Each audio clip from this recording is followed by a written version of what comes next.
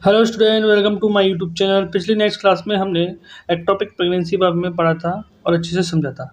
आज अब इसके साइन सिम्टम्स के बारे में, मैनेजमेंट के बारे में डिटेल से पढ़ेंगे। तो स्टार्ट करते हैं आज की क्लास। हम सबसे पहले हम क्लासिकल ट्रायड के बारे में पढ़ेंगे। क्लासिकल ट्रायड में 3 सिम्टम्स आते हैं जो कि मोस्ट इंपॉर्टेंट है, जो हर एग्जाम की पॉइंट ऑफ व्यू से भी ये इंपॉर्टेंट है कि फर्स्ट साइन पूछते हैं ना कि फर्स्ट साइन इस डिजीज का क्या है। तो ये है भी एक क्लासिकल ट्रायड है जिसमें हमें देखने को मिलेगा एमेनोरिया। एमेनोरिया का मतलब होता है कि अभी कुछ समय के लिए जो होता है मेंस्ट्रुअल साइकिल्स बंद हो चुकी है, क्योंकि देखो नॉर्मली डिलीवरी में जो डिलीवरी होने के बाद, प्रेगनेंसी होने के बाद बंद हो जाती है, तो उसे बोलते हैं एमेनोरिया ही बोलते हैं कि कुछ समय के लिए बंद हो चुकी है। ओके, अब आता है एब्डोमिनल पेन। एब्डोमिनल पेन देखने को मिलेगा इस कंडीशन में, और वेजाइनल ब्लीडिंग और वेजाइनल ब्लीडिंग मतलब वेजाइनल में ब्लीडिंग भी देखने को मिल सकती है, एब्डोमिनल पेन भी देखने को मिलता है और एमेनोरिया भी देखने को मिलती है। मोस्ट कॉमन साइन होता है। Next shock. शॉक क्यों होगा? अगर ब्लड ज़्यादा रिलीज होगा, बॉडी से एक्सपेल आउट होगा, तो ज़्यादा से ज़्यादा ब्लड होगा तो बॉडी के अंदर ब्लड की कमी आएगी, और बॉडी की ब्लड के अंदर कमी आएगी तो जो वाइटल ऑर्गन वहाँ नहीं पहुँच पाएंगे, जिसके कारण पेशेंट शॉक में भी जा सकता है। ओके, समझ में आया? अब बात करते हैं extreme tendency on the fornix palpate और the on movement of the cervix. मतलब एक्सट्रीमली जो सर्विक्स है उसको हम फोर्निक में, जो फोर्निक होते हैं 4 फोर्निक होते हैं, एंटीरियर, पोस्टीरियर और 2 लेटरल, उनको पल्पेट करके देते हैं तो हमें क्या देखने को मिलता है? टेंडेंसी, और थोड़ा मूवमेंट कम देखने को मिलता है। थोड़ी हल्का मूवमेंट होता है पर मूवमेंट होता है जरूर, है ना? तो मतलब थोड़ी हार्डनेस होती है, टेंडरनेस बढ़ जाती है वहाँ पर। नेक्स्ट होगा वोमिटिंग, उल्टी देखने को मिलेगी। ब्लैडर इरिगेशन, ब्लैडर इरिगेशन देखने को मिलेगा। ओके, ब्लैडर ब्लैडर होता है इरिगेशन, ज़्यादा से ज़्यादा फ्लूइड भरा रहेगा उसमें। अब बात करते हैं डायग्नोसिस की। डायग्नोसिस क्या कर सकते हैं इस डिजीज़ में? लेप्रोस्कोपी कर सकते हैं। लेप्रोस्कोपी करते हैं तो विजुअल एग्जामिनेशन करके जो भी कुछ किसी प्रकार की प्रॉब्लम होती है तो हमें फाइंड आउट हो जाती है, और इसको ट्रीटमेंट करने के लिए भी लेप्रोस्कोपी आवश्यकता हो सकती है। क्योंकि visualisation in the females haemodynamically stable, कि विजुअल दिक्कत किस प्रकार से पेशेंट कंडीशन है इसकी यूट्रस की। अब ट्रांस वेजाइनली सोनोग्राफी, मतलब ट्रांस वेजाइनली की वेजाइनी के अंदर कैमरे होते हैं और सोनोग्राफी करते हैं उसकी। ओके, ब्लड एग्जामिनेशन किया जाएगा। कोल्डोसेंटेसिस होगा। कोल्डोसेंटेसिस का मतलब क्या होता है? Aspiration of the fluid from the pouch of Douglas. जो पाउच ऑफ डगलस में जो भी फ्लूइड भरा है उसको बाहर निकालने के लिए और टेस्ट किया जाएगा, और इसे बोलते हैं कोल्डोसेंटेसिस। ओके, स्टीमेशंस, बीटा एचसीजी का टेस्ट किया जाएगा। लेप्रोटोमी की जाएगी। ईएसआर इंक्रीज है तो वो भी चेक किया जाएगा। एस्ट्रोजन का लेवल कैसा है, बढ़ा हुआ है, कम हो रहा है, वो सब चेक किया जाएगा। अब बात करते हैं मैनेजमेंट की। मैनेजमेंट कैसे करेंगे? सबसे पहले प्रिंसिपल बात हैं, the principle in the management of the acute ectopic rupture and regurgitations of blood and transfusion of laparotomy. Laparotomy मतलब इसमें क्या होता है? जो लेप्रोटोमी की जाएगी उसमें ब्लड की आवश्यकता होगी, क्योंकि एक्टोपिक प्रेगनेंसी के समय बहुत ब्लड की हानि हुई है, और इसमें ब्लड की हानि तो फटाफट से फ्लूइड और ब्लड ट्रांसफ्यूजन किया जाए, क्योंकि एक्टोपिक प्रेगनेंसी में ब्लड ज़्यादा ही लॉस होता है, तो इसलिए। अब बात करते हैं, ब्लड की हानि हुई है, ब्लड की डेफिशिएंसी हुई है, तो पेशेंट को एंटी शॉक ट्रीटमेंट दिया जाएगा। ओके, एंटी शॉक ट्रीटमेंट में क्या किया जाएगा? जनरली स्टिमुलेट प्रिपरेशन और लेप्रोटोमी, तो आरएल सॉल्यूशन स्टार्ट किया जाएगा। ओके, और पेशेंट में एंटी शॉक से बचने के लिए पेशेंट को आरएल सॉल्यूशन के साथ साथ ब्लड ट्रांसफ्यूजन भी अरेंज किया जाएगा, ताकि उसको एंटी शॉक से, मतलब शॉक की कंडीशन से बचा सके। अब बात करते हैं लेप्रोटोमी। लेप्रोटोमी क्या होता है? Laparotomy indication of laparotomy are the haemodynamic usually and लेप्रोस कॉन्ट्राइंडिकेट इनएविटेबल रप्चर। इससे पता चलता है कि जो चीज़ें रप्चर हुई है या उसको वापस रीहील कर सके, उससे रिपेयर कर सके, और वो किसके द्वारा किया जाता है?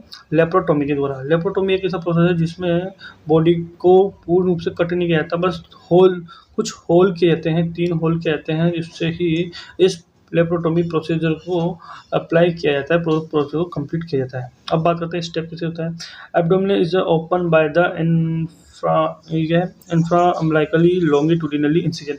कुछ छोटे छोटे इंसिजन लगाए जाते हैं, छोटे छोटे होल किए जाते हैं, to grasp the uterus and growth of the uterus vision, और इसको पकड़कर और अच्छे से देखा जाता है यूट्रस की कंडीशन को। ओके, अब tubes of the ovary and both our side are the quickly inspect and find out the side of rupture, और यूट्रस और ओवरी को पकड़ कर देखा जाता है कि कहाँ एग्जिट प्रॉब्लम है, उसको फाइंड आउट किया जाता है कि एग्जिट कहाँ प्रॉब्लम है, और फिर उससे क्या होता है, जैसे कि मान के चलो ट्यूब रप्चर हुई है तो उसकी साल्पेक्टोमी की जाती है, उसको रिपेयर किया जाता है, ताकि और वहाँ से और सैंपल लेकर या एग्जामिनेशन उसके रिपोर्ट को लेकर और एग्जामिनेशन हॉल में भेज दिया जाता है, ताकि उस पर प्रॉपर रूप से स्टडी की जा सके एक्चुअली में प्रॉब्लम क्या है, किस वजह से कारण है। ओके, अब बात करते हैं management of the unruptured tubal pregnancy. अगर मान लो ट्यूब रप्चर नहीं हो, ऊपर वाले में क्या था, मैनेजमेंट में रप्चर हो रही थी, इसमें रप्चर नहीं हुई, तो उसमें क्या किया जाएगा।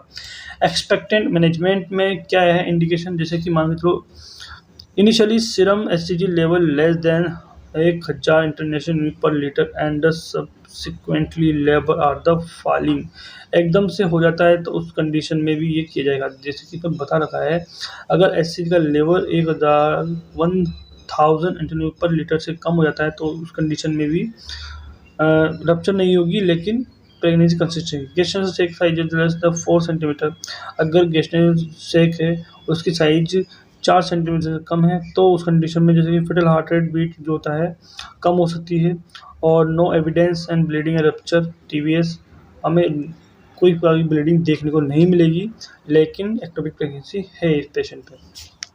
अब बात करते हैं कंजर्वेटिव मैनेजमेंट में। कंजर्वेटिव मैनेजमेंट में क्या आएगा, it may be either the medication on the surgical management advantage of the conservative management are the कर। अभी कंजर्वेटिव की उस पेशेंट को अभी ब्लीडिंग नहीं हो रही, नॉर्मल कंडीशन में है, पर लेकिन उसको बचाना है कि उसकी एक्टोपिक प्रेगनेंसी को बहुत ज़्यादा हानि ना हो, तो reduce in the arrange the hospital in stay the well cost. Patient को हॉस्पिटल में एडमिट कराओ और वो अच्छे include the chances of subsequent interview pregnancy, और इंक्लूड चांसेस, अगर ऐसा चांस है कि वो प्रेगनेंसी बच सकती है, कंसीव हो सकती है, तो उसको एडजस्ट करना चाहिए ताकि प्रेगनेंसी हो लेस रिस्क। अगर कम रिस्क हो, अगर ज़्यादा रिस्क है तो उसको अवॉइड कर देंगे, और पहले फर्स्ट प्रायोरिटी जो होते हैं माता को रेस्क्यू करेंगे, फिर बाद में सोचेंगे। ओके, अब बात करते हैं मेडिकल मैनेजमेंट में क्योंकि कौन सी मेडिसिन प्रोवाइड की जाएगी पेशेंट को।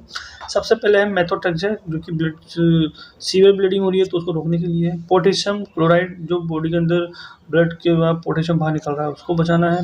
ग्लूकोज हाइपर ऑस्मोटिक ऐसा सोल्यूशन देंगे ग्लूकोज, ताकि क्योंकि जो नीड है उसको फुलफिल कर सके, उसको एनर्जी बढ़ा सके।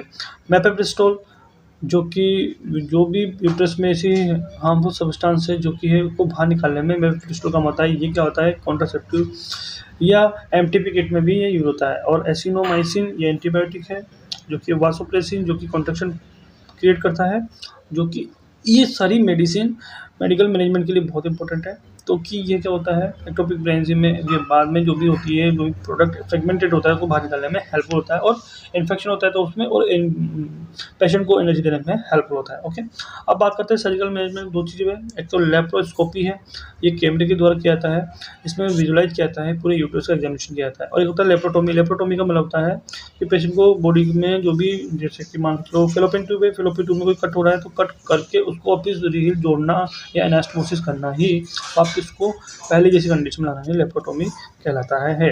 ओके, ये क्या होता है, बॉडी में 2-3 होल किए जाते हैं, उस होल के माध्यम से ही इस प्रोसेस को कंप्लीट किया जाता है। ओके, आज एक्टोपिक प्रेगनेंसी का जो हमारा टॉपिक है वो कंप्लीट होता है, और पिछली वीडियो में आपने बहुत अच्छा प्यार दिखाया, तो प्लीज़ ऐसे ही आप कंसिस्टेंसी बनाए रखेगा। ऐसी ओबीजी की अनेक डिजीज़ आएगी और आपको अच्छे से समझाया जाएगा, तो प्लीज़ हमारे चैनल को लाइक, शेयर, सब्सक्राइब करना ना भूलें। Thank you.